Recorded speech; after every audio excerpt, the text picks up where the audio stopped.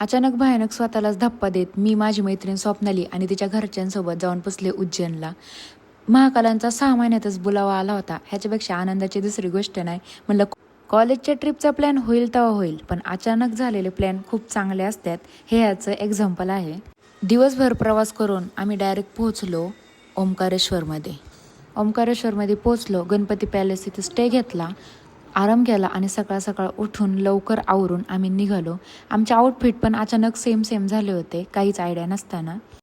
काय चूक करायची आणि काय चूक करायची नाही हे मी सगळं सांगणार आहे तुम्हाला, कारण की आम्ही खूप काय एक्सपिरियन्स केलेलं आहे. सो येस, ओंकारेश्वरला सकाळचं लवकर जावा, 4-5 वाजता जावा, खूप चांगलं दर्शन होईल. आम्ही पोहोचलो. व्ह्यू तर खूप सगळेच छान होते, पण खूप काय कॅप्चर केलेलं आहे. मी सगळ्या गोष्टी दाखवायचा प्रयत्न करते आहे. So yes, finally we are in Omkareshwar.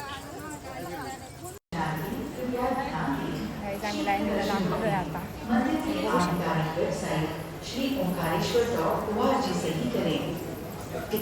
Literally ओंकारेश्वरांचं दर्शन आमचं 5 मिनिटात झालं होतं, कारण की आम्ही लवकर गेलो होतो. म्हणून आम्ही तिथून बाहेर पडलो आणि डायरेक्ट बोटमध्ये बसायला गेलो, कारण की ती आम्हाला परिक्रमा कंप्लीट करायची होती.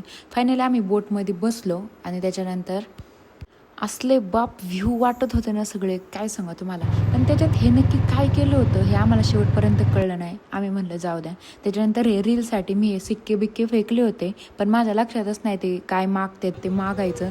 मी फक्त व्हिडिओ काढला आणि ते तसंच राहिलं. आणि फायनली तो सगळे जो व्हिडिओ काढतात तो व्हिडिओ मी पण काढला.